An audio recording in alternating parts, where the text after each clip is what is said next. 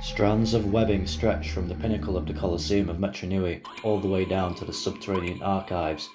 A venom flyer leaps from web to web in an unrecognisable metropolis, watching the skies for any would-be attackers, all the while searching for a morsel. The Visorak Horde has arrived, the backbone of Makuta's army, uncountable in number, from the small and harmless to the huge and terrifying. Today we're examining the stealers of life, the Visorak. First, a brief look at the Visorak's origins for context. Some 100,000 years ago, the Visorak are created by Chiroks as the Makuta populate the Matoran universe with Rahi. At this point in time, they only inhabit an as yet unnamed island due south of Ninra, whose otherwise most famous resident is Tobduk, who would later become an Order of Matanui member. To test their power as servants of the Brotherhood, Chiroks unleashes the Visorak on the island's villages, forcing Tobduk and any of the residents to flee the island. Alongside the Visorak themselves, Chiroks creates the so-called Heart of the Visorak, a crystal that allows the user to summon the Horde to their location. The island is quickly conquered by the spiders, and from then on, the land is simply dubbed Visorak.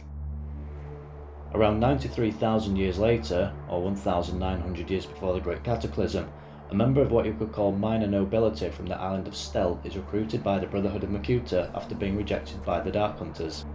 While acting as a go-between for the Brotherhood and the Vortics of Zia, the being named Sidorak meets high-ranking Visorak Roodaka, who had attained her own position by conquering the deadly mountain of her realm island.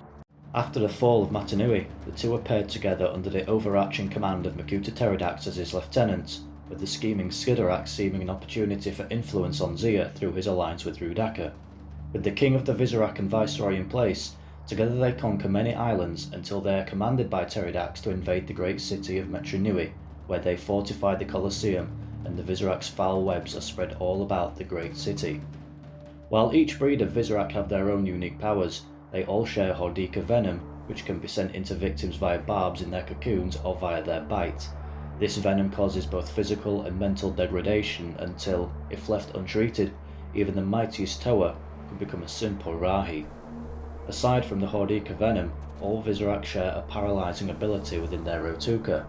The Bogarak is the only Visorak breed to have two Rotuka powers aside from the aforementioned paralysis. These are the rapid dehydrating of a target until it crumbles to dust if used on land, and if used underwater, the target would swell up and float to the surface. They had the ability to skate atop the surface of water, and were chosen by Roodaka to serve as her personal guard. They could also emit a sonic hum that transmuted solid matter. Keelorak's Rotuka ability was an acid that could eat through even protosteel.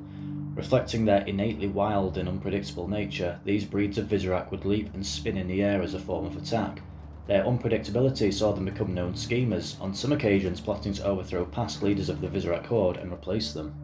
The Ornarak were, in contrast to the Keelorak, followers rather than would-be leaders. Their Rotuka power could numb foes so that any escape was rendered impossible. They had limited telepathy and were skilled mimics, often imitating a trusted voice in order to lure in its prey. With their inbuilt chameleon ability, the Roparak were the spies of the Visorak. As their Rotuka spinners could fly the furthest, the Roparak were often attacked from long range. Their Rotuka would drain the energy from a target before closing in, and this breed were the most cautious of the Visorak as they waited for their foe to weaken before striking. The aggressive Votarak were perhaps the opposite to the Roparak in their fighting style. They would make berserker charges at the enemy in which the outer shell would become invulnerable to harm. Their Rotuka created an intense burning sensation in its foes so that they were unable to focus on anything else. And lastly, the Sokarak possessed a Rotuka that created an electrical field around a target that shrank around them and could not escape from. These Visorak have a play-dead ability whereby they can slow down their life processes, thus making their presence almost impossible to detect. Sokarak preferred the cold climates and hunted their prey high above the ground. As the Visorak host travelled from island to island, venom flies would follow, flying above and scanning the skies for any aerial attacks. They are agile and effective hunters, and while lacking the powers of the Visorak, their Rotuka was capable of neutralising a target's ability to fly. When not doing this, they would also deliver messages between the Brotherhood of Makuta and the Dark Hunters. As the Visorak Horde spread from land to land, with them they would take containers in which were the colony drones. These Rahi acted as slaves and the source of food for the Visorak, for their Rotuka contained an energy which the Visorak could feed off of. Too simple and weak to know any other life, the colony drones accepted their treatment and harsh existence. Another Rahi associated with the Visorak Horde is the Gate Guardian. These strange mysterious creatures became servants of the Visorak after their invasion of Metronui and were charged to guard key points in the city, hence the name. Gate Guardians were adept illusionists, being able to project an image of themselves many times smaller than their actual size, while their real form remained invisible. Whatever action the Guardian's true form took, so did its shade. Once its enemy has exhausted itself trying to defeat the false Guardian, the real one would become visible and strike. Aside from these powers, their Roodaka power is unknown. With the Visorak Breeds and associated Rahi covered, let's go back to Roodaka for a moment.